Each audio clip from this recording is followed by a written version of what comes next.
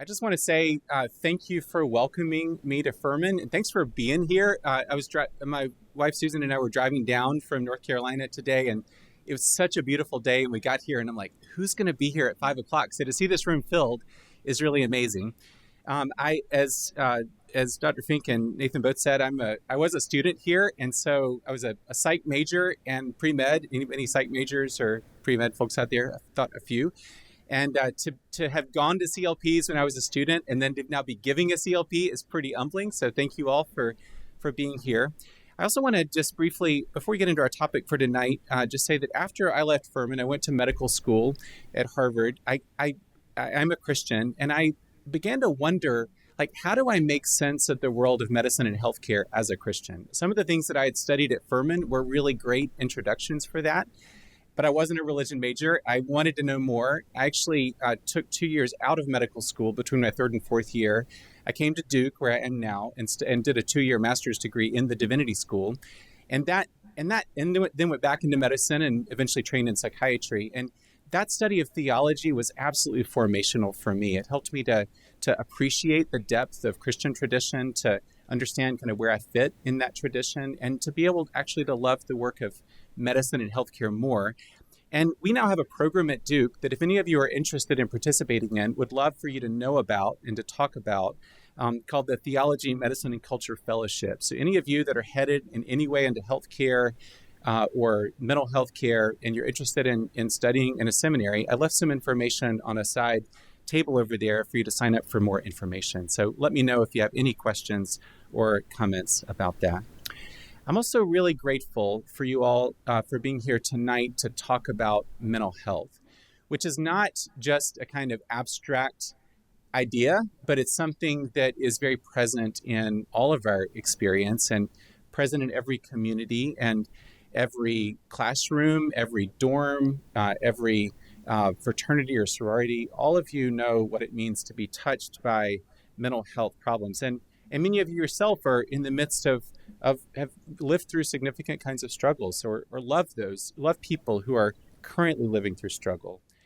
I'm not going to show almost any data slides tonight. That's not the kind of talk that this is, but I do want to just make the point that that mental health problems are incredibly common on college campuses, not just here at Furman, but throughout the country.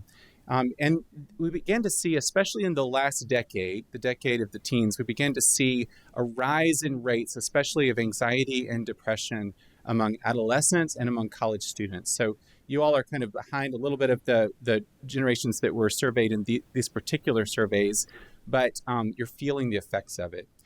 This comes out of a national survey of undergraduates nationwide called the National College Health Assessment. I don't know if Furman participates, but it's students across the country in various sizes of college and universities. And you can see here on these trends that from 2009 to 2019, they asked the same question twice a year to college and university students in the U.S. One of the questions they asked was, have you ever felt overwhelming anxiety?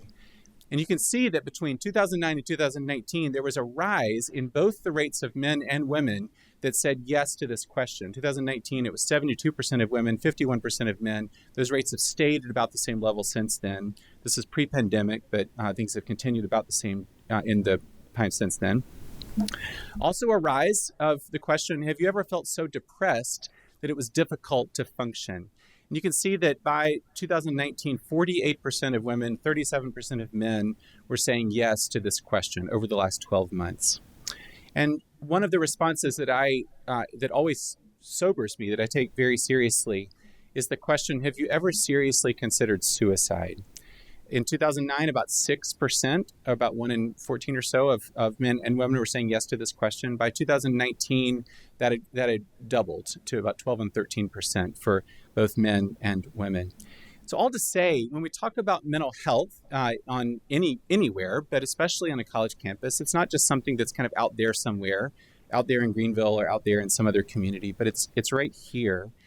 And I want to say that if that's you tonight, today, know that you matter. And I want you to know that you deserve help and to get help, to don't give up. Know that the student counseling and student health service here wants to serve you. There's also a national mental health crisis line that you can always access at 988, especially if you're having any thoughts ever of suicide. And I want to make sure to state that clearly as we begin to talk about mental health tonight, that you deserve help, you need help. And I'm happy to speak with anyone afterward about those kinds of questions. I do want to ask questions tonight, though, of like, when we talk about mental health, and I'm going to be speaking not only as a psychiatrist who teaches at Duke's Medical School, but also as a Christian who's speaking specifically from my own Christian tradition. I don't presume that that's shared among everyone in the room. So I would encourage you to think, as you hear me talk about my own experience as a Christian, to think about how does this match with your own tradition of faith or belief. But I want us to ask questions of, when we talk about mental health, what are we perceiving? What are we seeing? I have a close colleague, John Swinton, who's a theologian and a nurse who teaches at the University of Aberdeen in Scotland, who writes beautifully about mental health and disability. And I've heard him say, we're co-teaching a course this semester at Duke, and I've heard him say, what we believe about the world will determine how we look at it. And how we look at the world will determine how we name it. And how we name something in the world will determine how we respond to it. So belief is connected to vision or perception, which is connected to naming, which is connected to response. So how, in my world of medicine, are we taught to look at human beings? Like, here's 4 images that, for those of you that are pre-med or headed to medical school, if they're not familiar, they will be very soon. These are ways that we're taught to see human beings. So top left is out of Netter's Atlas Anatomy. It's very schematic drawing of organ systems of the body. Bottom left, we take something as unnameable as pain, and we ask people, put a number on that. What's your pain score from 1 to 10? The bottom right, we have these CT sections where if people in previous centuries had seen that, they'd be like, somebody's cutting open human bodies. But we're used to seeing these as a ways of diagnosing what's happening inside our thorax and abdomen in this case. And then on the top right is the way that, as a psychiatrist, that I've been taught to see, which is through the language of the DSM, which is our diagnostic guidebook, the Diagnostic and Statistical Manual of Mental Disorders. Some of you know this in various ways. But the DSM is interesting because it provides a way of framing experience. It teaches me to see my patients and, frankly, to see myself and others in a particular way. And there's a lot of advantages to that. So I'm all for good use of psychiatric diagnosis, but I also want us to think about, like, how might that limit our way of seeing? So sometimes I'll ask, like, if you wanted to build a mental health care system that functions kind of like an industrial process, that is able to go on in a kind of standardized way, how might you do this? And this is how I think you might do it. And I'd encourage you to think, those of you that have close experiences working in mental health settings or participating in mental health treatment, think about the degree to which this matches or doesn't your own experience. So here's how you might do it. You might teach people, like psychiatrists. Somebody might come into my office, and they might come in with what we might say is unwanted experience or behavior. People are feeling things they don't want to feel. They're thinking ways they don't want to think. They're acting in ways they don't want to act. They're having difficulty with relationships. And I'm trained to say, oh, I see what's happening with you. You have something called symptoms. Like, you have symptoms of, poor inability to sleep, or poor appetite, or loss of energy, or loss of interest in pleasurable activities. These are all symptoms that I can recognize. And then I can cluster those symptoms together into diagnoses. And so if you have like 5 of 9 symptoms that are characteristic of, say, major depressive disorder, I can say, based on your symptoms that you're exhibiting right now over a certain period of time, causing a certain amount of distress, you have a diagnosis, what major depressive disorder, or generalized anxiety disorder, or obsessive compulsive disorder, or any number of other diagnoses that we all know and are aware of.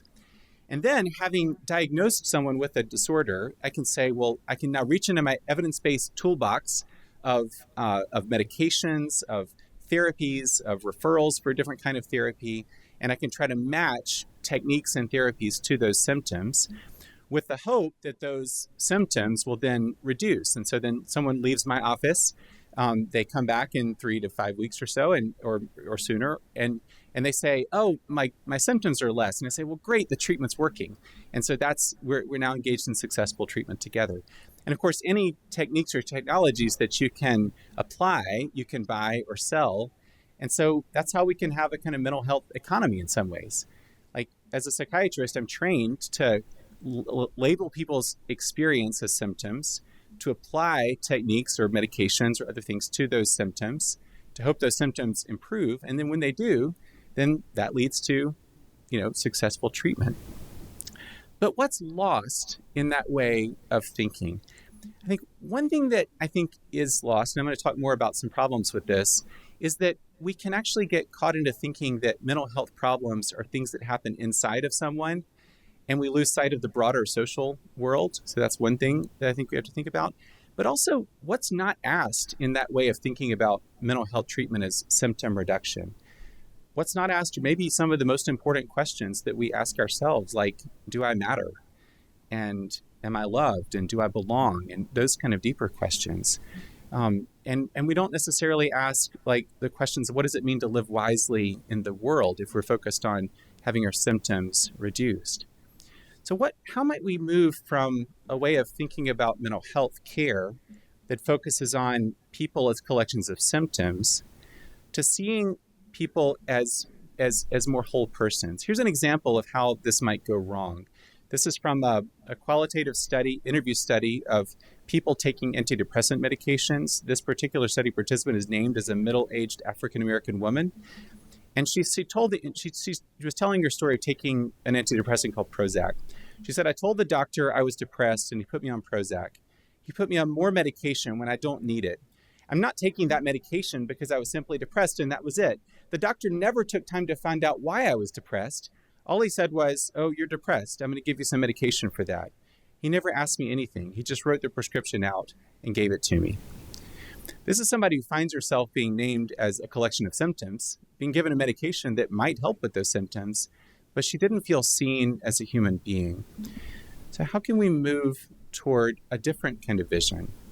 One that doesn't cluster people according to CT scan images or numbers on a pain scale or organ systems, but that sees people in their wholeness and fullness. And how might Christian faith encourage us in that way? Before I talk specifically about faith and about Christian faith, I want to name 3 reasons to dig a little bit further into why I think simply thinking about mental health care as diagnosis and symptom reduction is not enough. And I would love for us to talk about this around tables and afterward in terms of your own experiences. But I'm going to name 3 problems. They're meant a little bit as caricatures, but they're meant to kind of convey what I think is true about some ways that I see my own field of psychiatry practiced nowadays. So the first problem is what I call the inside-outside problem. And I put here an ad that showed up in the Journal of the American Medical Association in 1968. I'm going to make it a little bit larger on the screen. And I want you just to look at this ad and tell me, first of all, what do you see in this image? What do you see in this picture? This would have been read by physicians in this medical journal in 1968. Big print says, "You can't set her free, but you can help her feel less anxious." What do you see in this image?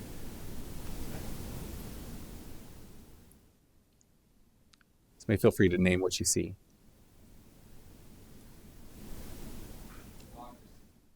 Hypocrisy. I see a woman, you said? A woman. Yeah, I see a woman. I see a young woman, a young white woman. It's interesting how a lot of drug ads for depression and anxiety in this time and ours, if you're young women, young white women especially, as the ads. What's happening with this woman in this ad? What do you see? She's in prison. She's in jail.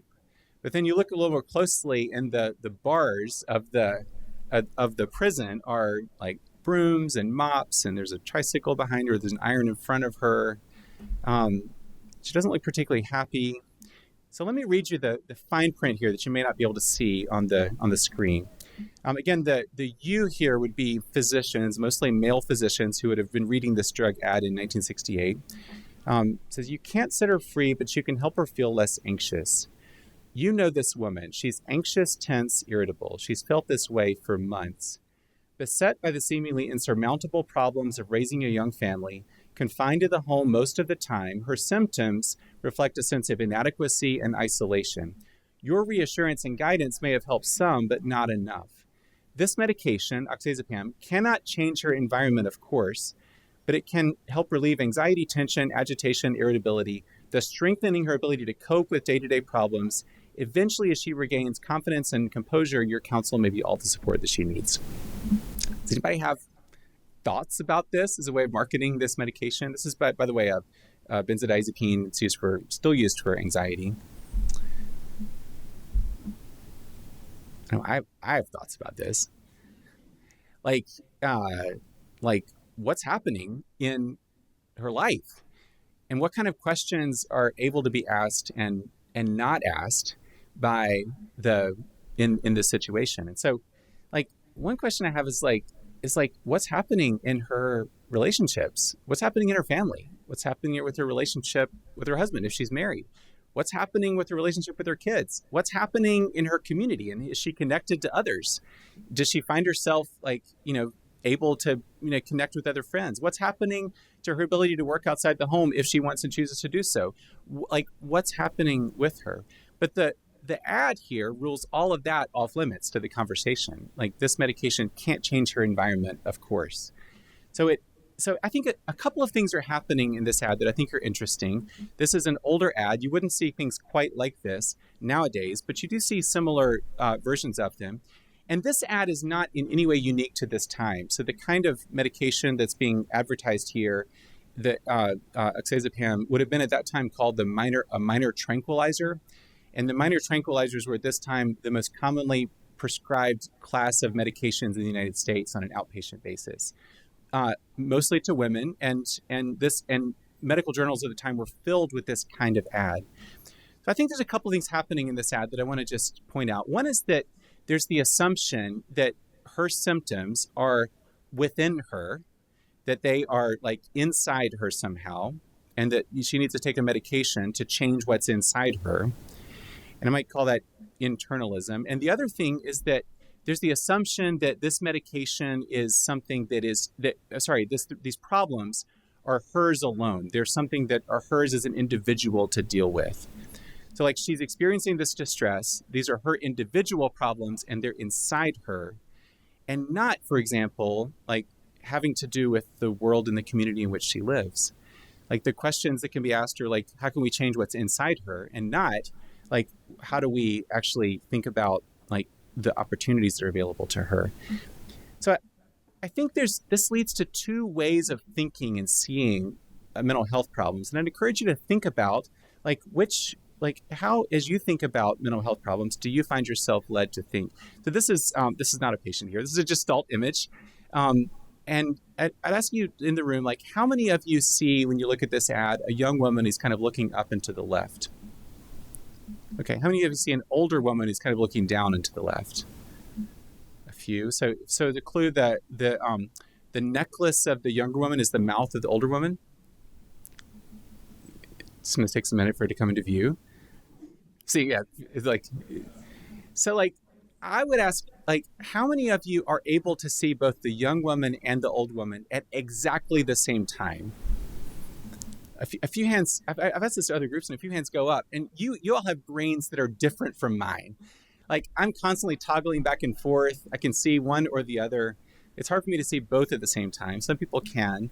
And yet, I think this is a metaphor for me of the way that we get stuck in our ways of seeing mental health problems in our culture.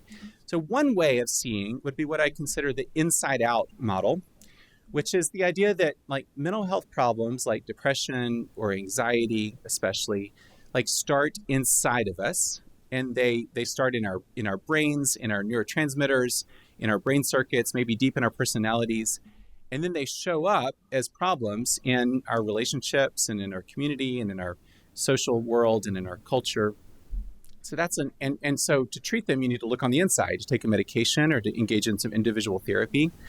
But there's another way of seeing that I might call the outside in approach, which is what if the center of the problem when somebody is anxious or depressed is not specifically something inside them, inside their brain, for example, but what if it's like outside of the person in their relationships or in the community in which they live, like a college campus, or in the broader culture in which we live? And what if somebody is responding to those pathologies, you might say, or those problems in relationship or in communities or in culture in a way that they respond by feeling anxious or feeling depressed? And so it shows up inside their bodies and it's felt in the body, but the problem doesn't start there. If the problem begins on the outside and not on the inside, then you might think differently about immediately looking for inside fixes. You might say, like, how do we make sense of what's happening in our world? So if a Furman student, for example, is taking a class, and is really struggling in that class and is feeling anxious, like, is the problem inside him or her to go to, the mental fitness center and to do something that's like specifically working on myself? Or is it to think about like what's happening in the culture of the class or in Furman's overall culture that may lead to people to feel stressed and anxious and maybe depressed, and what's happening? And so looking outside of us is a really helpful sometimes way to think about how do mental health problems form and how might they be solved. So that's the inside-outside problem. I want to name a couple of others. The second is what I call the therapy for productivity problem. And this kind of feels a little, I'm kind of, touching a little bit on what I do in a way that feels a little bit raw, because I ask myself sometimes if I'm both caring for people in this way or if I'm myself receiving care in this way. And it's the question of like, why do we engage in mental health care when we do?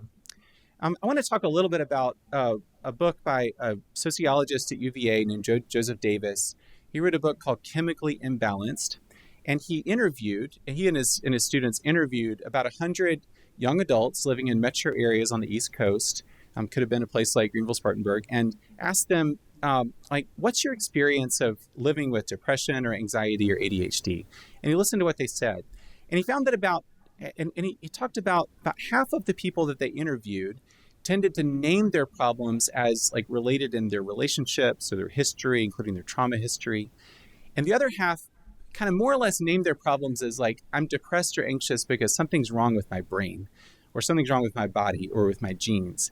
And he called this the neurobiological imaginary, which is basically a way to say an imaginary here would be a set of background assumptions that people draw on to understand themselves and their place in the world. So in this case, these participants were naming their problems by imagining that something was wrong with their bodies and their brains. And he found that when that happened, that there was a few good things about that. One is that people felt less shame and less self-criticism. And that's really important, I think, to not feel shame when you're really struggling. And that was good. He also found that almost all people who endorsed this were on medication for mental health problems. And I want to be clear, I'm a psychiatrist. I prescribe a lot of medication. I think it can be very helpful. In this case, when they took medication and they got better and their symptoms improved, it helped to prove that the problem was in their brain to begin with. But the most interesting thing that he found is that people who identified these problems as related to their brain used a smaller range of English words to describe their experience. And when they engaged in therapy, it wasn't so much to learn more about themselves or to kind of gain deeper self-knowledge. It was more often with the stated intention of, I just want to get back to work or to study. I just want to be able to meet the demands that are on me to continue my life so that I'm not like distracted and bothered by this mental health problem, which is fine, to do. And I think many of you who've sought therapy or are in therapy now probably want to just be able to get back to the things that you want to be able to do here at Furman. And though I think we have to ask some questions about this, which is like, what kind of culture do we live in where people are constantly feeling the need to be productive and to market themselves? So this is not a lecture on economics. That could be a wholly separate lecture, but I'm drawing on a few folks, including a pastoral theologian at Vanderbilt, Bruce Rogers Vaughn, who talks about our broader economic order in the United States and in the UK and in many ways in the modern West that some have titled neoliberalism.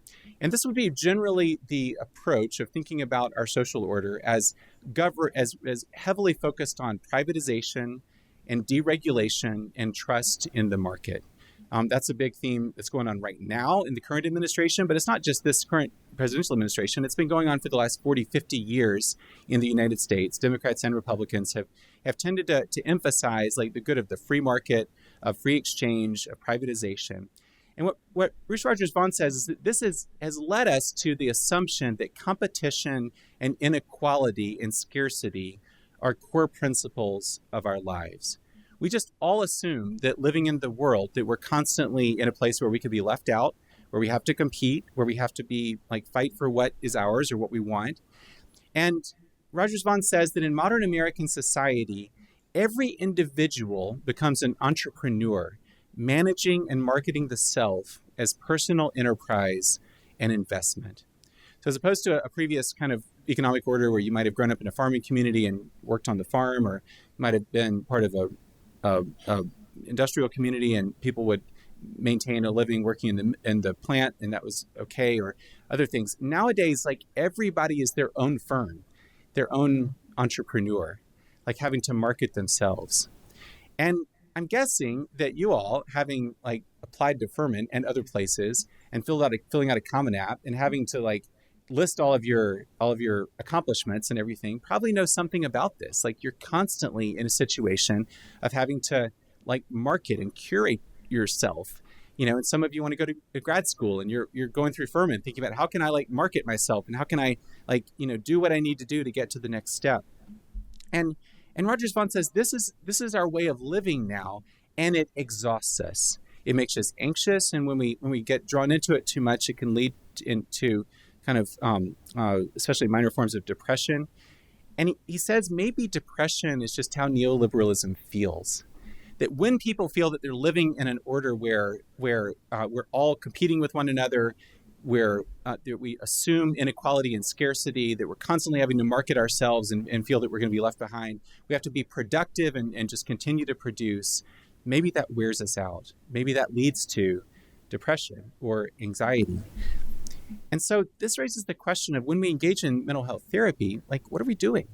Because what if, for example, we live, you know, this is debatable, but let's say that we live in an economic order in which many people feel dislocated or threatened or underproductive or counterproductive. And that's leading people to feel anxious and depressed. And then people go to therapy specifically to decrease symptoms of distress and to optimize efficiency and productivity and adaptation to the expectations of their culture. And then they get fed right back into the system that's causing the problem to begin with. It can be a catch-22. Like you're trying to get just back into the system that created the problem to begin with. So how do we not do that? And the last thing that I would say more briefly, because I want to get to more theological themes before we end, is what I might call the clinician as vending machine problem, maybe especially the psychiatrist as vending machine problem.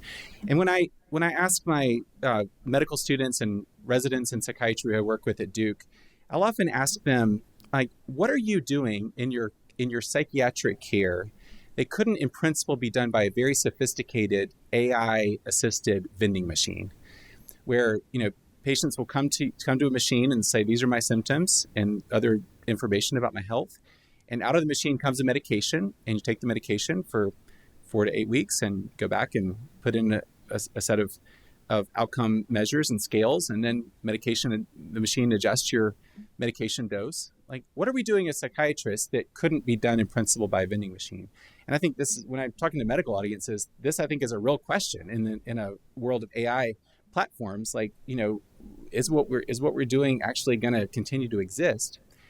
And I think the answer is a lot more complex than that, because when people take medication, especially for mental health problems, often they'll take a medication like an antidepressant or an anxiety medication, and over a few weeks, they really feel a significant improvement. And I would encourage you all, if you're at the place of wondering if you need a medication, to talk to someone about that. But when we think about why do medications work, like what's going on there? It turns out it's not all just like the chemical effect of a medication in the body. Part of it is that, but it's actually a combination of spontaneous recovery, like things fluctuate and change in the course of our lives. Some of it is related to the specific effect of a particular medication, but a lot of it is related to other things. And we know that because when people take placebo medications in clinical trials, they often feel a lot better, even though they haven't been taking the active drug. They're taking, an inert, like a sugar pill, and they still feel a lot better. Well, why is that? And it turns out when we talk about the placebo effect, we're actually naming a lot of other things that are happening when somebody is taking a medication. It's the expectation that someone has for how a medication will work. It's the expectation of the prescriber. And it's also especially the relationship that people develop with those who are prescribing medications with them. It's relationships sometimes that lead to healing and change, and not just like whatever we're ingesting into our systems when we're taking medication. So we can't think about like mental health treatment ever as just, I just need to get the right medication and things are going to get better, because actually medications do help, but relationships help also, and sometimes help even more than specific medications do. So all to say, we don't want to treat people like machines. And so what is an alternative? So I want to spend just a few minutes talking about how, as a Christian, I think about these things that I think might help us to think about a broader Christian vision of mental health. So I want to talk about 4 affirmations, and the first especially is probably the most important thing from my perspective that I would say tonight, which is that Christian theology and Christian thought starts in a very particular place. In the broader world of medicine, of psychiatry, it's we want to say that people matter and people have dignity and value, but it's hard to know how to ground that, because I think sometimes we fear that like we're just alone in the world, like we're just kind of find ourselves in the world and seeking for our own meaning wherever we can find it, and hoping we have that. And Christians would say something very different, that each of us, no matter who we are, is deeply and fully loved and known by God. And that's the most important thing about us. There's nothing more true about us than that we are known and loved by God. In Psalm 139, Lord, you've searched me and you know me.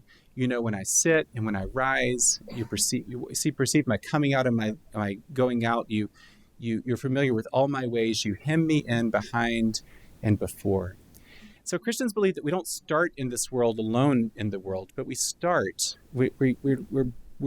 we're born, we're conceived with an irrevocable, essential belovedness that's just ours. It's part of what God offers to us, that we're known by God, and that's a place to start.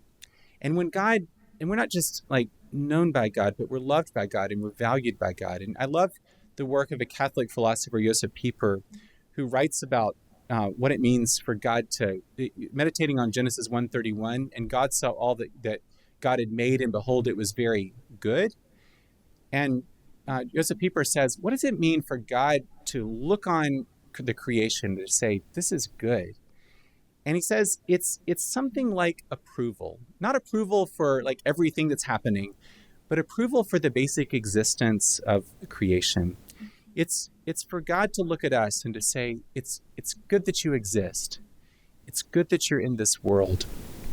And that's God's basic stance toward us. It's good that you exist. It's good that you're in this world. And that applies no matter what we're feeling or what we're going through or who we are or what we've done. It's good that you exist. And that's a place to start. The second affirmation is twofold. It's that we are living creatures of earth, meaning that we're dust. The book of Genesis affirms that God formed human being from the dust of the earth. And we are bodies, and we're embodied. And therefore, I think our bodies grow tired. They can get sick. They can get weary. They can be exhausted. Mental health problems happen in our bodies.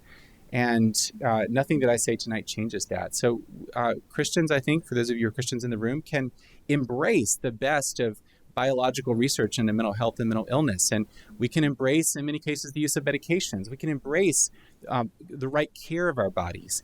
Our bodies are important, and mental health problems happen in our bodies. And though we're not just dust, we're living creatures of earth who grow and who love and who find who we are in relationship with each other, with our mothers from the very moment of conception, with God, with the land around us, with the places where we are. And we actually learn who we are. We discover ourselves in relationship. And so back to that inside out and outside in way of thinking, if we just think about mental health problems as problems of the body, then that's only half of the picture, because they can also be challenges in our relationships and in the world in which we live, our relationships with others and with the land and with God. There's a book here. It's not really a scientific book. It's a journalistic book by Johan Hari, who is a journalist, a British journalist, that I think is very interesting, because he says, Hari writes as a man who, he says, as a young adult, he was depressed and went to the National Health Service in England, took medication, went through some therapy. And he said, nothing against medication. It helped with my symptoms, but it never got to the core of the problem. It never felt like I was getting to the core of why I was anxious or depressed. And he began to look into this. And he said, what if the epidemic of anxiety and depression in our culture is because we live in a culture that just doesn't any longer meet our basic psychological needs, where we feel disconnected and in different ways. And he has different chapters. What if we feel disconnected from meaningful work, or disconnected from other people, or disconnected from meaningful values, or disconnected from childhood trauma, or disconnected from status and respect, disconnected from the natural world, disconnected from a hopeful or secure future? If we feel disconnected in those ways, then that can be one contributor to why we feel stressed and anxious and depressed. And maybe the healing is not, it is through seeking to reconnect these things that have been disconnected. So if any of you wonder how Christians can be helpful in thinking about creating a culture of mental health, look at this set of disconnections and think about how we can be agents of reconnection of these things that have been disconnected. So the first affirmation is that we're known and loved by God. The second is that we are creatures of earth who grow and who love and who find ourselves in relationship. And the third is that we are wayfarers, not machines, but wayfarers. Christians affirm that we are from God as our creator, that we are on the way to God as our hope and our goal and our joy, and that in this life we find ourselves on the way from God to God. We find ourselves on a journey. We find ourselves pilgrims on a journey. And I think this is the most helpful way that I've found to think about what it means to be a Christian in healthcare and in mental health care, because it helps to orient the question, not as if somebody comes to me, what do I need to do to fix them, which can be kind of a dead end and make people feel treated like machines. But it's rather that given that somebody is on a journey, what's needed right now for the journey? And what's needed might be a medication, and it might be a hospitalization. It might be something specific like that, but it might also be to get out of an abusive relationship, or it might be to have access for my patients in the VA system, to have access to stable housing or healthy food. It might be a community of support. It might be a lot of things that might be what we typically think of as medical interventions, and it might be other things. So we're wayfarers. And the last affirmation is that we find our fulfillment as human beings not in control, but in wonder and love. So much of our lives are focused on gaining control over what we find uncontrollable. And that's the case in medical care and mental health care too. So if someone's having uncontrollable emotions or behavior, just want to get it under control. And that's a good thing. So I work with a lot of trauma survivors, and I know how important it is for those of you who are trauma survivors to have basic control over your bodies and over the circumstances in which you live, because the world can be uncontrollable and dangerous. So control is a good thing. But if we seek control for its own sake, if all of our lives are oriented just toward being in more and more control, then we'll end up giving a lot of authority toward whomever or whatever we perceive has put us into that place of control, whether that's a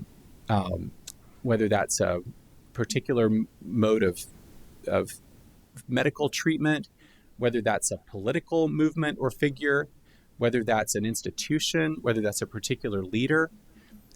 If we live lives that are oriented toward the pursuit of control, we'll end up giving a lot of authority to whomever or whatever has put us in that place of control. And we'll find ourselves like grasping for ever more control. And it kind of folds us in on ourselves, but it also keeps us from being kind of open to others and to the world around. And also it's a kind of a textbook biblical definition of idolatry.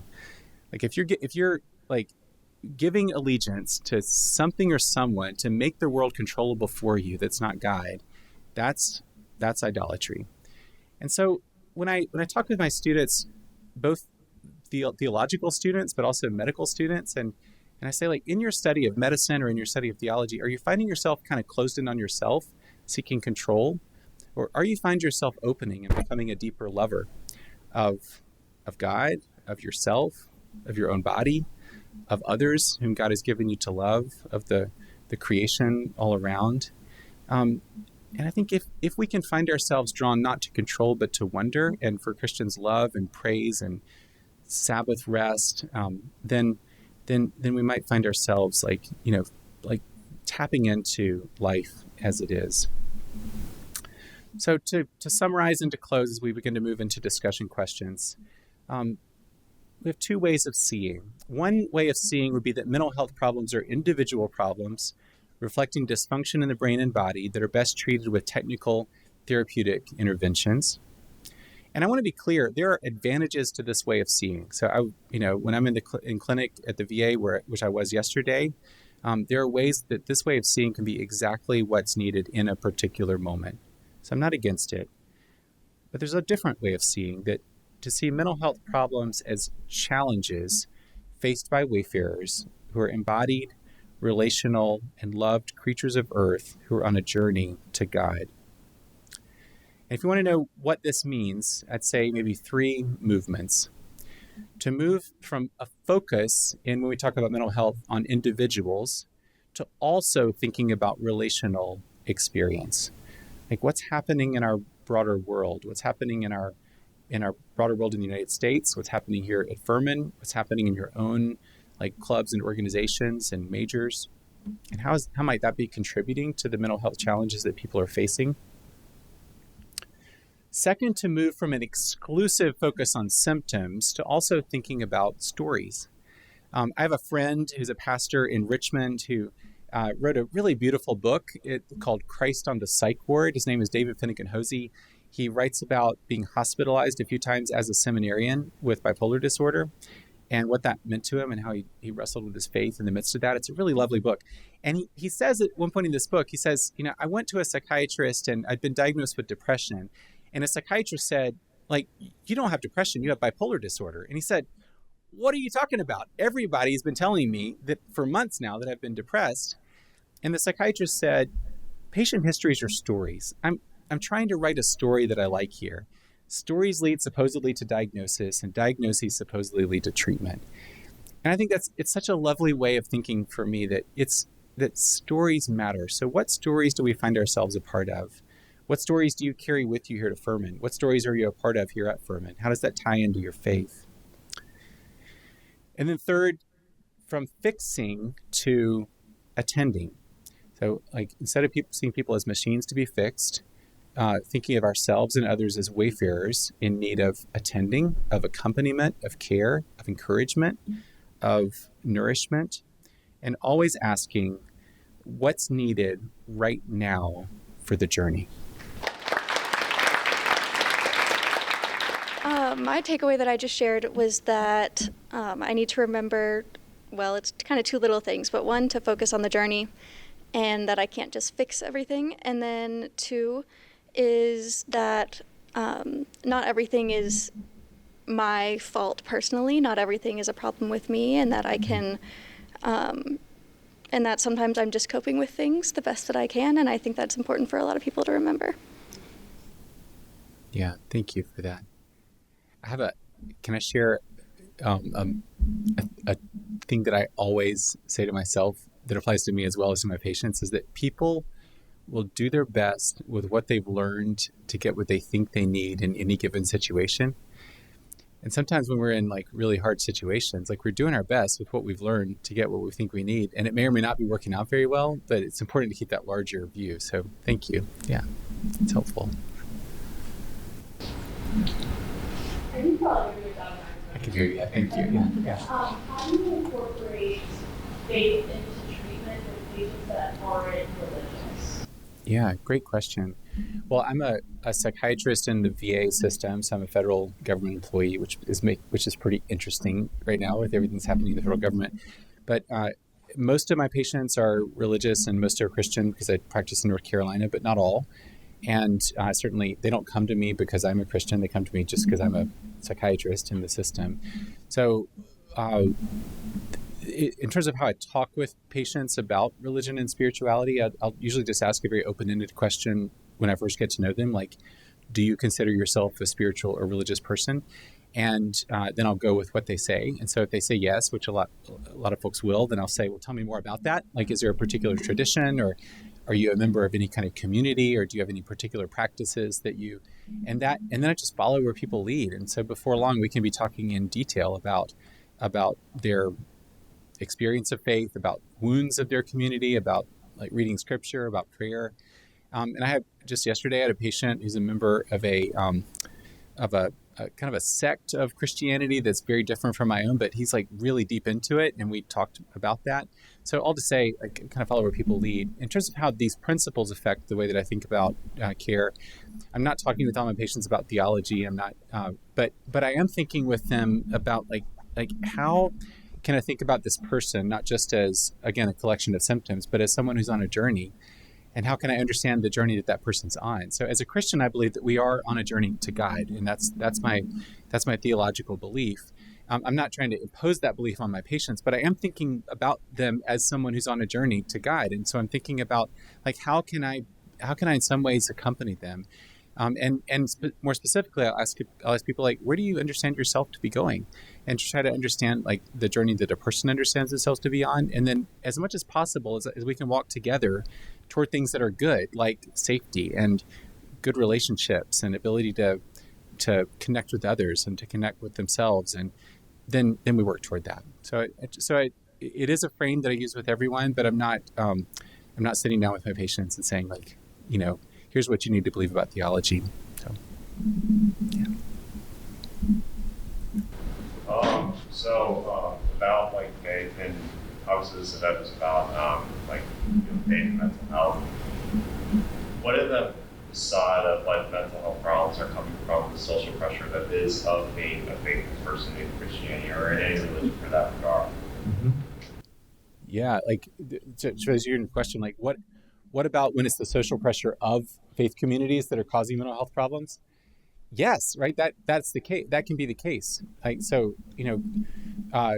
churches and Christian communities can be incredible sources of healing and support, but they can also be sites of trauma. They can be sites of disconnection and pain. And I guarantee you, there's a lot of different experiences of both probably in the room in terms of.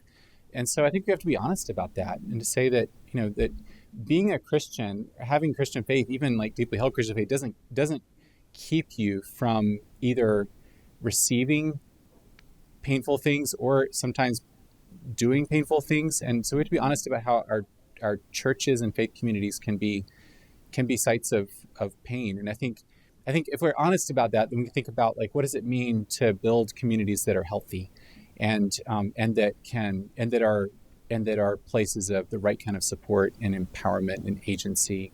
But I think it starts with just being able to tell the truth, because that's right.